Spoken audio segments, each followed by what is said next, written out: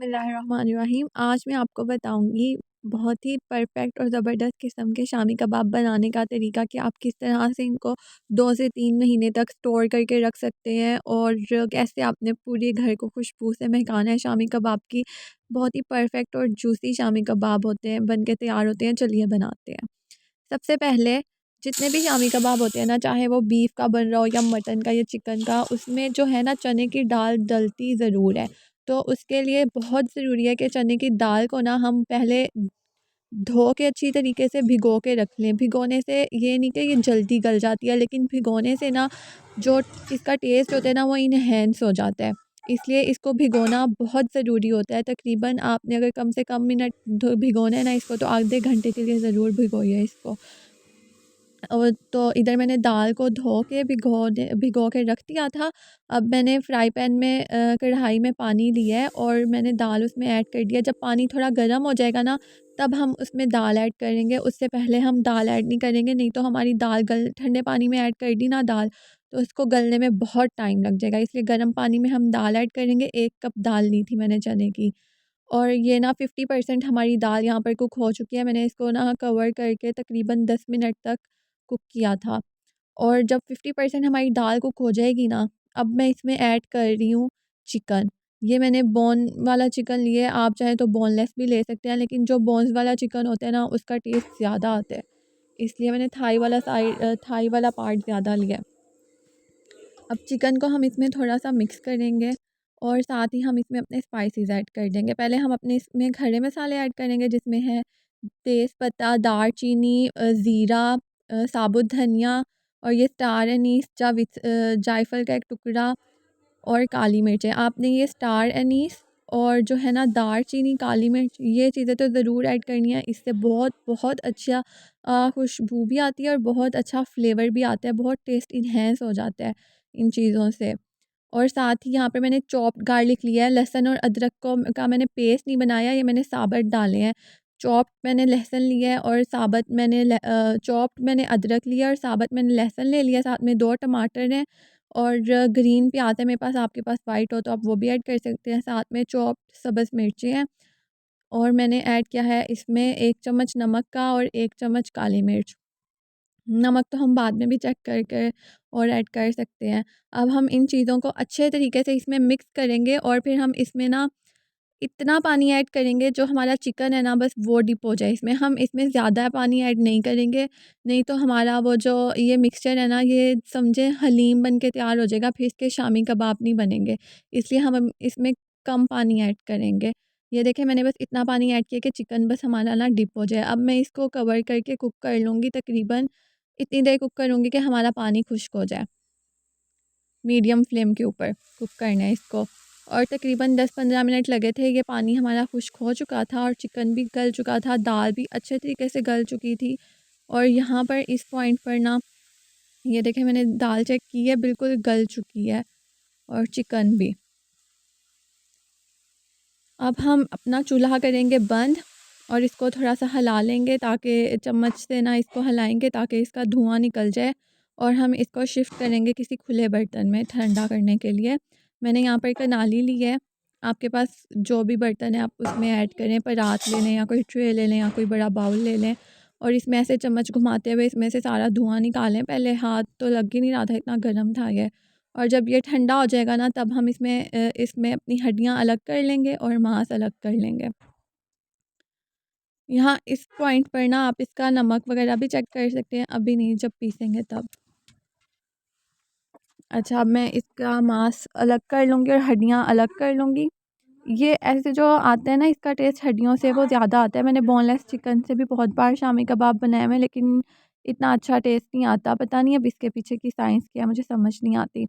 अच्छा, हम हड्डियाँ अलग करते जाएँगे और चिकन अलग करते जाएँगे और साथ में जो ऐसे बड़े-बड़े खड़े मसाले आएँगे ना, उनको हम एक साइड पर निकाल कर रखते जाएँगे, क्योंकि वो बाद में मुँह में आते हैं तो मुँह का फिर सारा टेस्ट ख़राब हो जाता है। अब यहाँ पर हम चॉपर लेंगे, चॉपर में मैंने सारा मिक्सचर ऐड करके उसको अच्छे तरीके से पीस लिया था।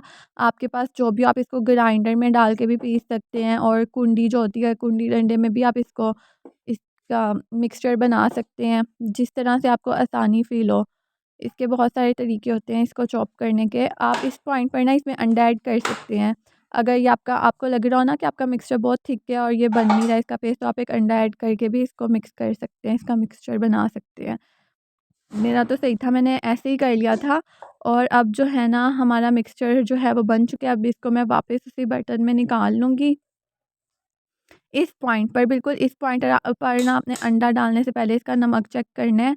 अगर नमक कम होगा तो आप और भी ऐड कर सकते हैं, नहीं तो फिर पूरा होगा तो ठीक है। मैंने अब इसमें एक अंडा ऐड किया है, साथ ही ना मैं धनिया और पुदीना मैंने छोटा-छोटा काट के उसको ना मैंने पानी में डिप करके रख दिया था, ताकि उसकी जो मिट्टी है ना वो नीचे बैठ जाए।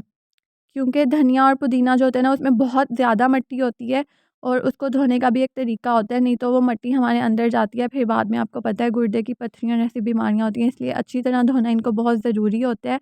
मैंने धनिया और पुदीना ऐड किया है और साथ ही मैं इसमें ऐड कर दूँगी, ये मैंने ऐड की है सोया सॉस 2 चम्मच, और साथ ही मैं इसमें चिली सॉस 2 चम्मच ऐड कर दूँगी।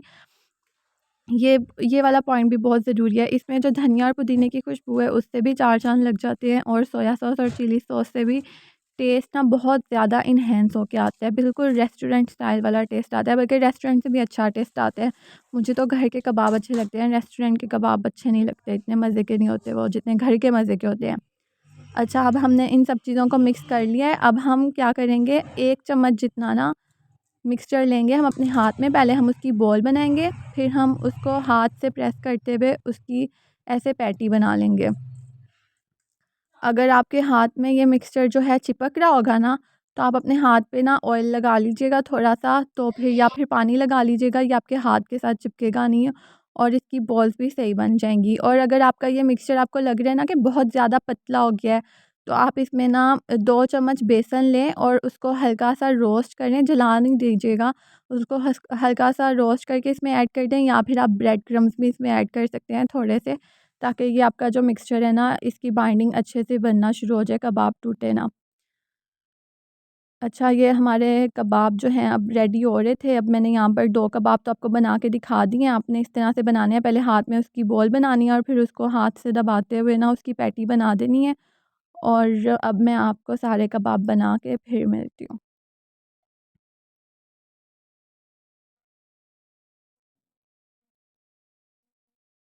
अगर आप चाहें ना तो आप ग्लव्स पहन के भी उसकी वो बना सकते हैं पीसेस, लेकिन मैं तो ऐसे ही काम करती हूँ, मुझे आदत हो गई है। लेकिन मेरे हाथ में ना बाद में मिर्चें लड़ रही थी थोड़ी-सी। अब यहाँ पर हमारे कबाब जो हैं वो बन के रेडी हो चुके हैं, और इतनी इतनी अच्छी खुशबू आ रही थी ना। और अब यहाँ पर ये मैंने ज़िप-लॉक बैग लिए है, आप चाहें तो आप लंच बॉक्स ले सकते हैं, कोई बड़ा जिसमें हम कोई बड़ा बर्तन जिसमें हम ये स्टोर करके रख सकते हैं।